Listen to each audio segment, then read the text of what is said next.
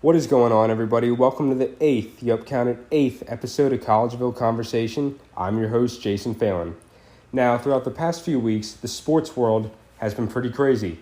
So, a lot of quality sports conversation. Let's get talking. Now, let's get this episode started with the biggest news that has happened recently in sports, the NBA Finals. Now, this year's Finals, very unorthodox, but it still featured two very exciting teams in the finals, and that is the Los Angeles Lakers and the Miami Heat. Now, both teams featured a good number of notable players, such as on the Lakers, LeBron James, Anthony Davis, Rajon Rondo, Dwight Howard, and on the Heat, they had Jimmy Butler, Bam Adebayo, Tyler Hero, Duncan Robinson, and so much more. Just a lot of talent on both teams, so it was in for a great series. Now, early on in the series, the Heat fell into some injury trouble with Goran Dragic and Bam Adebayo falling to injury. Now, both of those injuries proved to be very devastating to them, as both are very key players to the Heat. And so the first two games, the Lakers won very, very convincingly. But, however, in Game 3, the Heat stormed back behind a strong game with Jimmy Butler. Jimmy Butler had 40 points, 11 rebounds, and 13 assists, triple-double. Very, very notable. And then the Lakers stormed back to take Game 4. Now, in Game 5, which was, in my opinion, the best game in this series, LeBron dropped the 40-piece, and Jimmy Butler dropped 35 points, 12 rebounds, and 11 assists. Now, throughout that game, towards the end, Jimmy Butler and LeBron, they were basically throwing haymakers at each other, going back and forth, scoring for their teams, and just getting clutch basket after clutch basket. You can't ask for much in an NBA Finals. You also can't ask for much with two very premier players in the league. And, overall, the Lakers, they won 4-2. They won the last game very, very convincingly. And I have to give big props to Adam Silver for the job that he did creating the NBA bubble. I think the NBA bubble is one of the greatest achievements in sports in recent history. 3 months of games in Orlando, and not one player tested positive for COVID. That's insane. That is remarkable. Now, I wish every league could have done that, because you see cases popping up in the NFL. You saw cases popping up in the MLB. But I think that because on an NBA team, there's only 15 players per team, whereas opposed to baseball, there is 25 on an active roster, and in the NFL, there is 53-man roster. But however, I think with that being said, they could have had maybe multiple bubbles between the divisions in the NFL and in the MLB. But I just think there's a better way that both leagues could have done things, and I think that is it. But just major props to Adam Silver and the NBA and all the workers, all the Disney employees that allowed that to happen and made it happen. And Adam Silver has given out $1,000 bonuses as well as a few days off to those employees, and that just shows how much of a great commissioner and great guy that he is. You just love to see that.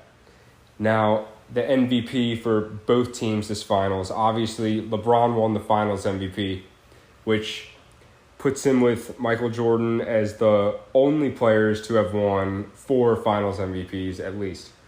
But LeBron is also the first player to win a finals MVP with 4 different teams. That is just remarkable. No, you know what? No, I take that back. I made a mistake. He's the first player to win a finals MVP with 3 different teams, which is still very remarkable. And he's been arguably the best player on every single one of them. So a lot of credit is due there. It's just amazing to see LeBron's longevity. Please you should just enjoy him while he's here because, the greatness isn't going to be here forever. Players like that, they don't come around very too often. And the finals, the MVP for the Heat obviously has to be Jimmy Butler. Jimmy Butler's just got that dog mentality. He doesn't just roll over and take the loss. You always see him fighting on the court to keep his team in the game, and you just love players like that. You need players like that on your team, and I wish the Sixers kept him, but for some reason they chose Brett Brown over him because Brett Brown didn't want to coach him. And as you can see, it's kind of bit them in the butt in the end. But yeah, this year's finals, it was pretty exciting. Like I said, pretty unorthodox, but we'll take that in these times. But the NBA still did a good job with this, and hopefully we can get fans in the seats by next season. Of course, getting fans in the seats so we can watch the game safely, of course. But it was just all around a great finals. Now, there's also another great basketball event that I wanted to cover in this episode, and that is the WNBA Finals. Now, the WNBA Finals this year featured the Seattle Storm and the Las Vegas Aces, both featuring great players as well, with the Storm featuring Brianna Stewart and Sue Bird, while the Aces featured Aja Wilson, who is also the WNBA MVP this year. Now, of course, the WNBA playoffs this year were also in a bubble, which they called a wubble this year, just like how the NBA was. And the WNBA itself also features great basketball talent, and that showcased this year in the playoffs. First off, I'd like to cover Brianna Stewart's comeback from an Achilles tear last year. Last year, she missed all of the 2019 WNBA season from that Achilles tear, and she came back this year for this season. And in the playoffs this year, she averaged 24 points per game, 2.5 assists per game, and 6.8 rebounds per game. And she's just a remarkable basketball player, and she's already got the Storm won this year's WNBA Finals, so this early in her career, she's already got 2 rings, and she is basically still on her rookie contract. And she's going to be great for many, many years to come, and she's just going to be a force. Now, Sue Bird, she's in year 17. She is now a 4-time WNBA champion. All of her rings with the Seattle Storm. It's the longevity that she has, as well as Diana Taurasi has, is just fantastic, And she broke the record. She broke the WNBA Finals record for most assists in a game this year, with 16 assists, and she's the WNBA all-time assist leader as well. So she just adds this to her resume, and she's definitely going to be a first ballot Hall of Famer in the Naismith Memorial Basketball Hall of Fame. And, the WNBA, like I said before, just features so much great basketball talent that is so slept on. And, it's just great to see that the WNBA ratings were also up 34% this year, after putting the games on national television. That just shows that exposure matters when it comes to these games, when it comes to the sports business, because I think that these women are very underpaid for being basically nearly, I would say, just as talented as NBA players. A lot of them, I would say, are just as talented. Like Brianna Stewart, like I said, she's going to be a force for many, many years to come. Sabrina Ionescu, she's going to be very, very good for years to come. I hope she can stay healthy and come back strong from her injury. And like I said, the WNBA is just so slept on. It's very, very good to see that they got the exposure that they deserve this year. And look, the results the results showed what happens. It's just all about exposure. So once again, congratulations to the Seattle Storm, and congratulations to the WNBA on also no positive COVID tests. If you haven't heard about Anchor, it's the easiest way to make a podcast. Let me explain. It's free. There's creation tools that allow you to record and edit your podcast right from your phone or computer. Anchor will distribute your podcast for you, so it can be heard on Spotify, Apple Podcasts, and many more. You can make money from your podcast with no minimum listenership. It's everything you need to make a podcast in one place. Download the free Anchor app or go to anchor.fm to get started.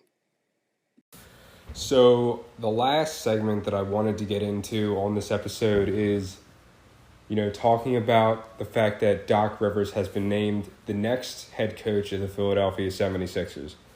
Now, personally for me, I'm very happy for this move because Doc Rivers has been the coach that I wanted the Sixers to go get.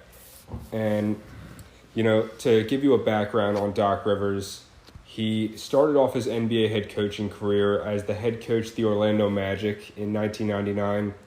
He stayed with the Magic until 2003 or 2004. And then in 2004, he went to go coach the Boston Celtics, which is where he had his greatest success as a head coach so far.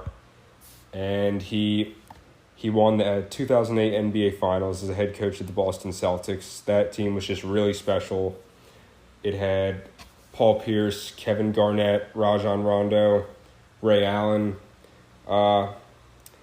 Personally, I think they could have won more than one championship, but it just is what it is. But that's a great novelty about them. And then in 2013, Doc Rivers was acquired by the Los Angeles Clippers in 2013 for an unprotected 2015 first-round pick. Now, I never really knew, before that, I never really knew that you could trade for head coaches like you can trade with players.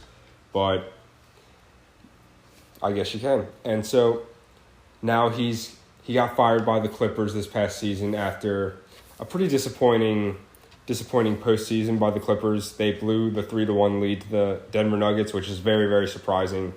But I don't think a lot of that is on him because Kawhi Leonard and Paul George, the two premier stars of the Clippers, they combined for 24 points in Game 7.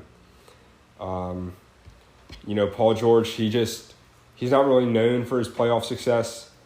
And with Kawhi, he is pretty much known for his playoff success. Kawhi Leonard is, but it's with coaching, it's basically on the players in that aspect with the fact that they choked.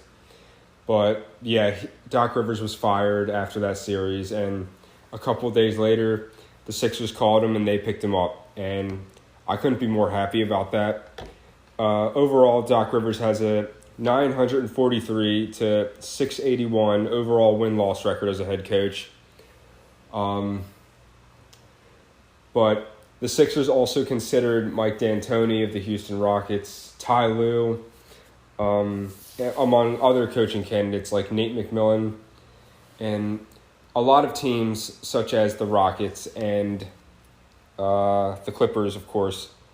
A lot of teams fired their head coaches. Like the Brooklyn Nets, they got Steve Nash as their head coach, which I was pretty surprised about. Nobody saw that coming.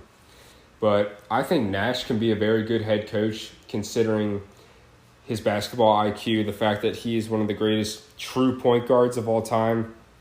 And he's just got great knowledge of the game, and I can't wait to see where the Nets go, especially with Kyrie and Kevin Durant coming back. That's going to be a very, very exciting team, and I think that they can dominate the East. I think they could possibly even win it, bearing what's going on with the Miami Heat. I think that if the Heat can pull somebody like Giannis Antetokounmpo, who just won the MVP recently, then they will be a very dangerous team, and also taking into consideration that a lot of their team is on rookie deals still, such as Bam Adebayo, Tyler Hero, Duncan Robinson. They just got a great all-around team, and they got one of the best coaches in the league in Eric Spoelstra. I like Coach Eric Spoelstra because it seems like he's got great relationship with his players, which is very, very important when coaching, which has led to great success for him. And just the Heat franchise in general. The Heat franchise hasn't really tanked a lot since the 1990s or since drafting Dwayne Wade. It's just one of the most well-run franchises in the NBA and maybe even in all sports. And just that sustainability is pretty remarkable. Franchises like them, the Spurs, I'd say even the Mavericks, they're a pretty good, well-run franchise. I think the Mavericks have the best owner in the league in Mark Cuban. And, it's just stuff like that. It really, really matters. Just the little things like that. A lot of just committing to players, a lot of that goes into coaching and it goes into success. And if your players respect you, then, then a bond will form and it'll lead to success. Personally, I don't think the Sixers players respected Brett Brown all that much. Brett Brown was just brought in to tank during the process years, and to me, he just, and a lot of other Sixers fans, he kind of just overstayed his welcome. We're all grateful for what he did for the franchise, and kudos to him for getting them to a couple 50-win seasons, but there just comes a time where if things just aren't working, you got to change them up. And it's not just the coaching with the Sixers. I think it's also the front office as well. Elton Brand kind of just threw money at Tobias Harris and Al Horford, which I wouldn't say signing Tobias Harris was a mistake at all. I would say signing Al Horford was a big mistake. Al Horford, he was 33 years old. We kind of threw a max deal at him for whatever reason. He's a great defender, but he's not in his prime anymore, And I just hope that maybe we can trade him this offseason. A lot of fans want to see him traded for somebody like Buddy Hield, who can create his own shot, which is exactly what the Sixers need. Cannot stress that enough. The floor spacing on the Sixers is very, very, very much not present because Simmons won't shoot the ball. It's clogging the paint for Embiid. We don't really have any consistent elite three-point shooters, per se. Like Furkan Korkmaz, he's kind of streaky. I like Shake Milton, though. Shake Milton, he can shoot. He can create his own shot. But it's just the Sixers don't have a lot of cap. They don't have a lot of cap space and money to spend. And that is going to hurt them in the long run if they don't get it worked out now. But, hiring Doc Rivers, they hired him for 5 years, which is pretty interesting to see, but I'm happy we have him. Signing Doc Rivers was a great first step into this offseason. I just hope that we can get the front office in order so that we can make some good moves and potentially trade for the things that we actually need, like shooting, creating your own shot, and getting the spacing on the floor taken care of so that Embiid can dominate and Simmons can improve his game as well. But I know Ben Simmons can shoot, but he just doesn't do it in the game, and that's kind of detrimental to the Sixers' success. It holds them back a little bit on what they could be. But yeah, just to sum it all up, I'm very, very happy about the Doc Rivers hire. I can't wait to see what else the Sixers do this offseason with it. Thank you so much for tuning into this episode of Collegeville Conversation. Now, in the coming weeks, we should have much more new episodes as we should have much more sports to talk about.